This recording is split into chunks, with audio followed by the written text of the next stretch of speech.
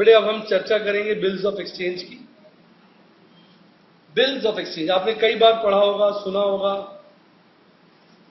11वीं का तो अच्छा टॉपिक था बिल्स ऑफ एक्सचेंज। सबसे पहले मैं आपको एक एक लाइन पढ़ के अच्छे से समझा रहा हूं, ध्यान से दें। Bill of exchange represent a document specifying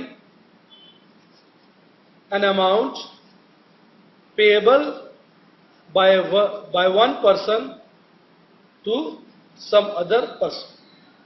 तो बिल्स ऑफ एक्सचेंज क्या होता है? एक डॉक्यूमेंट होता है रिटर्न में, जिसमें यह लिखा होता है कि एक व्यक्ति ने दूसरे व्यक्ति को कितना पैसा देना है। तो बिल्स ऑफ एक्सचेंज जो होता है, जिसने पैसा लेना होता है, वो उसका ऑर्डर होता है। थोड़ी देर के लिए समझिए, मैंने आपसे 20,000 रुपए लेने। निशान, मैंने आपसे कितने लेने? लो निकालो। अभी तो आपने कहा 20,000, तो आप मैंने आपसे 20,000 लेने। अब मैं आपको ऑर्डर दूंगा, निशान यू पे 20,000 to Lakshya on such and such date. तो वो क्या हो गया? Bills of exchange. तो जो ऑर्डर देता है, जो बोलता है सामने वाले को भैया पैसे दो, it is an order by one person known as drawer. तो मैं क्या हो गया? ड्रॉ। मैं बिल बनाऊंगा और मैं आपको ऑर्डर दूंगा, निशान को मैं ऑर्डर दूंगा to other person known as drawee. तो निशान क्या हो गया? ड्रॉइंग। तो जो बिल बनाएगा, जो ऑर्डर देगा, वो ड्रॉअर होगा, जिसको ऑर्डर देगा वो ड्रॉई होगा, और जिसको कहेगा उसको कि एक specified amount after specified period किसी एक व्यक्ति को देना है, और उस व्यक्ति को क्या कह सकते हैं? पे। मैं ऑर्डर में यह भी कह सकता हूं कि आप मुझे पैसे दो, तो फिर ड्रॉअर भी मैं हो जाऊंगा और पे भी मैं हो जाऊंगा। नहीं समझ आया? बहुत तो सिंपल है, इसमें क्या दिक्कत है? फोटो से समझाए तो बना के। ये ए है,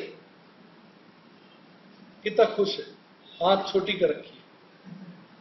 ये बी है, कितना परेशान है, ये इसको ऑर्डर कर रहा है कि तू इसको पे कर। इसको ये मस्त राम मस्ती में आग लगे बस्ती। ए बी को ऑर्डर कर रहा है कि सी को पैसे दे। ए बी को ऑर्डर कर रहा है सी को पैसे दे। ए कह रहा है बी सी को फला फला तारीख को फला फला पैसे दे देना। ए क्या कह रहा है बी को? बी तुमने सी को इतना इतना पैसा इस तारीख को देना है। तो ए कौन हो गया? ड्रॉ, जिसने बिल बनाया। बी कौन हो गया? ड्रॉई, जिसको पैसा देना है। सी कौन हो गया? पेई, जिसको पैसा मिलना है। जिसको मिलना होता है वो पेई, जिसको देना होता है वो ड्रॉई, जो ऑर्डर देता है वो ड्रॉ। समझे? कोई डाउट? आ जाओ। Drawer makes the bill and ड्रॉई accepts the bill. Drawer order देगा ड्रॉई को, ड्रॉ ए बी इसको पैसा दे दे। बी लिखेगा हां जी दे दूंगा। तो जब बी ऐसे साइन करेगा तो बी क्या बन जाएगा? ड्रॉई, और वो क्या करेगा? बिल को accept. It is made by the person who is suppose to get some money, that is who owns money from others. अगर मैंने आपसे 20,000 लेना है तो बिल्स ऑफ एक्सचेंज मैं बनाऊंगा और मैं आपको ऑर्डर दूंगा कि आप 20,000 रुपया इस व्यक्ति को दे दें। वो व्यक्ति मैं खुद भी हो सकता। राइट? क्लियर हो गया? आइए अब क्वेश्चंस दिखा के बताता हूं। A draws a bill on B to pay C or order of C an amount of rupees 15,000 after 3 months. The bill is accepted by B. B कहता हां जी। अब A क्या है? Drawer, that is maker of the bill. B क्या है? Drawee, that is acceptor of the bill. C क्या है? Payee, that is the person who is going to get the amount. Clear? अब A बिल ऐसा भी बना सकता है। A draws a bill on B to pay A खुद को, or order of A an amount of rupees 15,000 after 3 months. The bill is accepted by B. यहां क्या है? A is a drawer, that is maker of the bill. B is a drawee, that is acceptor of the bill. A is payee, that is the person going to get the payment. Here drawer and payee are the same. कोई doubt? बस आगे. अब मुझे question का objective type taste है, आपको बताना है. The party who makes the bill, draw. Good. Who makes the bills of exchange?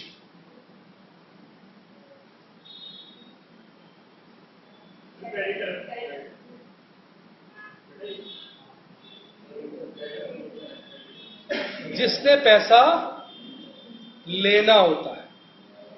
तो लेना किसने होता है? क्रेडिटर ने. क्रेडिटर बिल बनाएगा ना.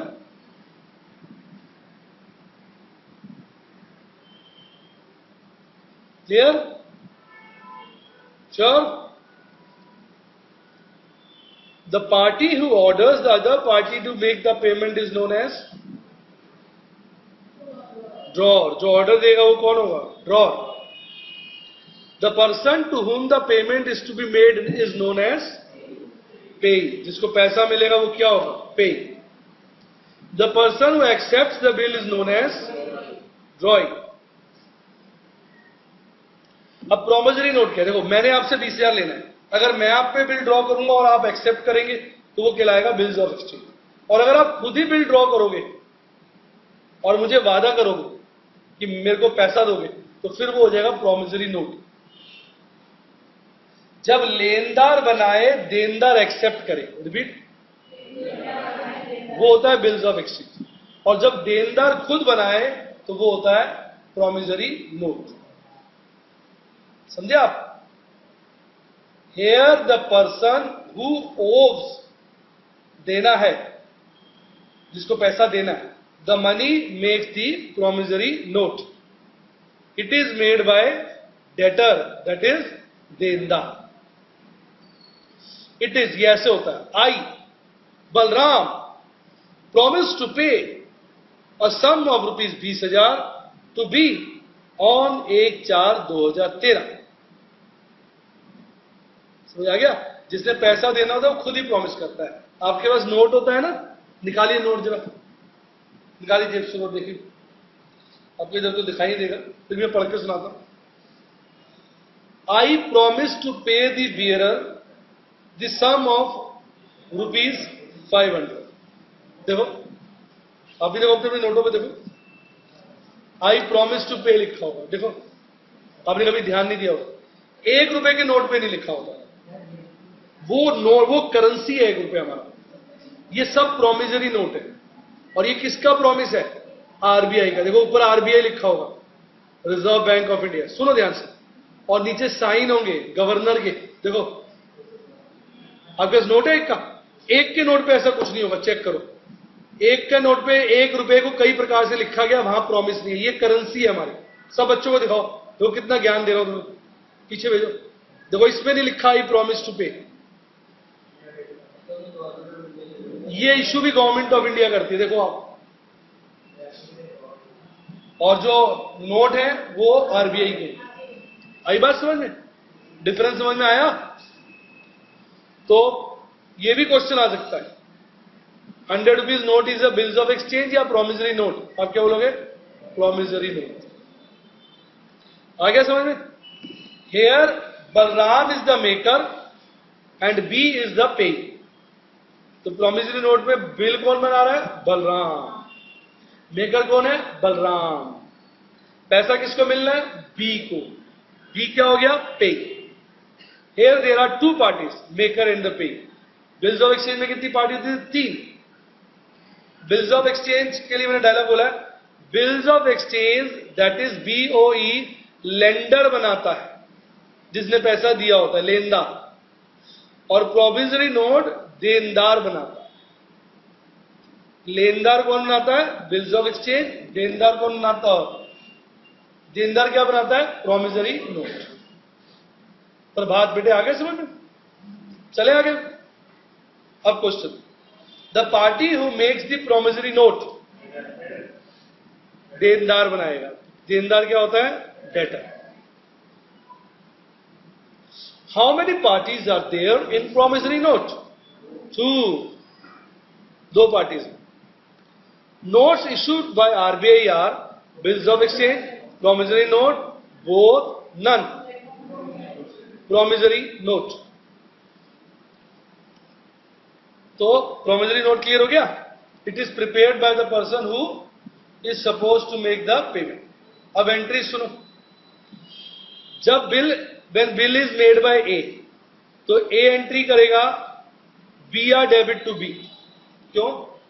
ए ने बिल बनाया, पैसा लेना है, बी ने एक्सेप्ट किया, तो बी तो कम हो जाएगा, डेटर कम हो जाएंगे और वो क्या बन जाएंगे? Bills receivable. क्या बन जाएंगे? Bills receivable. जिसको पैसा मिलना होता है उसके लिए वो क्या होता है? Bills receivable.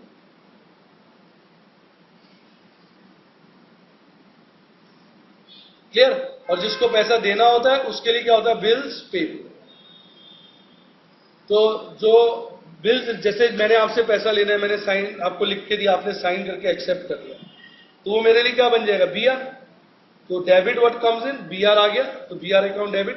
Credit the given, तुमने मुझे दिया, तो टू बी. क्लियर? और जो जिसको पैसा देना होता है उसके लिए क्या होता है? Bills payable. उसकी रिवर्स एंट्री हो जाती है, a debit to bills payable. Clear? लिख लो.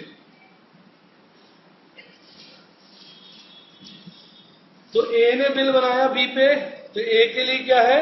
Bills receivable. बी के लिए क्या है? Bills payable. ए क्या एंट्री करेगा? B R to B. B क्या करेगा? A to BP.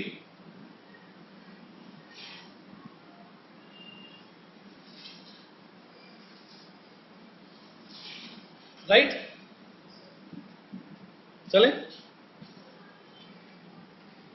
अच्छा, अब सुनिए. जैसे मेरे को पैसा मिलना है, अब वो तारीख आ गई जब बिल का पैसा मिलना है, तो बिल मैं कलेक्शन के लिए भेजूंगा. कहां भेजूंगा? तो पहली एंट्री होगी bills for collection account debit to B R. और जब बैंक में पैसे आ जाएंगे तो एंट्री हो जाएगी bank account debit to bills for collection. Clear? कई लोग दो एंट्री नहीं करते. जब पैसे आ जाते हैं सीधी एक ही एंट्री कर देते हैं, बैंक टू बी आर. और जब बिल भेजते हैं तभी एंट्री कर देते हैं बैंक टू बी आर. कहते आ ही जाएंगे पैसे. क्या कुछ वहमी होते हैं? जब भेजेंगे तो ये एंट्री करेंगे, जब पैसे आ जाएंगे चेक कर लेंगे बैंक में आ गए तब ये. क्लियर? बेटा सुन, तो ये कब होगी एंट्री? जब बिल सेंट होगा. और ये कब होगी? जब कलेक्ट होगी. और ये कब होगी? जब सेंट होगा. वो कहते आ ही जाएंगे, दो बार करने की क्या जरूरत. क्लियर? दोनों में से चॉइस है जो आपको अच्छी लगे.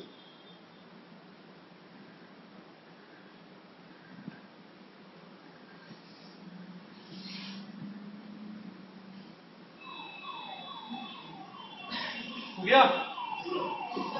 ठीक है? हाँ, बिल्स एक बड़ा इजी तरीका बता. नॉमिनल अकाउंट कौन से होते हैं? पीएनएल में जाते हैं. बिल्स फॉर कलेक्शन पीएनएल में जाएगा? पीएनएल जाएगा नहीं. पर्सनल हो गया, रियल हो गया. रियल तो है नहीं, पर्सनल हो गया. अच्छा, अब बिल अगर डिसऑनर हो जाता है, रिपीट, अगर आपने दो एंट्री वाला सिस्टम फॉलो किया, कौन से वाला? पहले वाला. तो जब बिल भेजोगे तो ये एंट्री करोगे ना, bills for collection to B R. अब वो कलेक्ट तो हुआ नहीं. कलेक्ट हो जाता तो एंट्री क्या करते? Bank debit to bills for collection. Collect तो हुआ नहीं, तो बैंक को तो डेबिट नहीं करोगे, उसकी जगह पार्टी को डेबिट कर दोगे जिसका बिल है. उसकी गर्दन पकड़ोगे ना, पैसे ला, तेरा बिल डिसऑनर हो गया. तो किसको डेबिट कर दोगे? पार्टी. और बिल्स फॉर कलेक्शन क्या हो जाएगा? कैंसिल. और अगर आपने सिंगल एंट्री की है, कौन सी वाली? Bank to B R. अगर आपने कोई एंट्री नहीं की है, सपोज रिपीट, एंट्री मतलब आपने सोचा ये बैंक टू बी आर वाली एंट्री सेंट के वक्त नहीं करूंगा, कलेक्ट के वक्त करूंगा. कब करूंगा? कलेक्ट के वक्त. आपने ऐसा सोचा, सपोज ऐसा सोचा, कब करूंगा? कलेक्ट के वक्त. सो आपने सोचा, और बिल कलेक्ट हुआ ही नहीं, तो बस फिर BR कैंसिल करके पार्टी को डेबिट कर दो। क्लियर? और अगर आप ये एंट्री कर चुके हो बैंक टू BR, फिर पार्टी टू बैंक कर दोगे। कई लोग ये एंट्री ना सेंड के वक्त करते हैं। क्या करते हैं? अगर सेंड के वक्त आपने ये एंट्री करी है तो डिसऑनर की एंट्री हो जाएगी पार्टी टू बैंक, और आपने कहा नहीं ये एंट्री मैं कब करूंगा, जब बिल कलेक्ट हो जाएगा। तो कलेक्ट तो हुआ ही नहीं, डिसऑनर हो गया, तो आपने ये एंट्री तो की नहीं। फिर आप क्या करोगे? Party to BR। क्लियर? लिख लो और 2 मिनट सोच लो, फिर डिस्कस करो। लिख लो।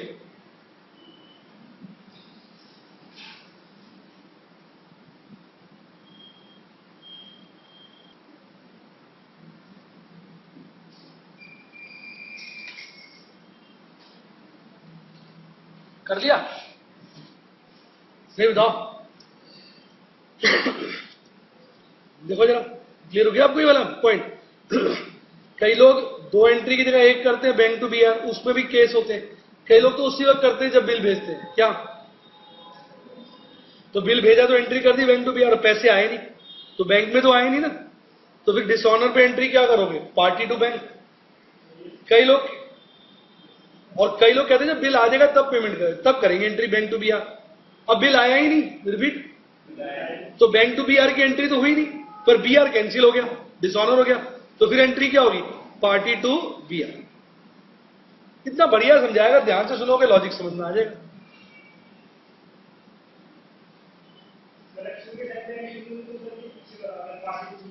अगर कलेक्शन के टाइम पे एंट्री करनी होती है ना, हमने फैसला किया है बैंक टू BR की एंट्री बेटे कब करेंगे? कलेक्शन पे। अब कलेक्ट तो हुई नहीं, रिपीट, तो बैंक टू BR की एंट्री तो हुई नहीं, अभी तो BR ही पड़ा हमारी बुक्स में, तो फिर डिसऑनर की क्या हो जाएगी? Debtor to BR। दिमाग लगाओ ना।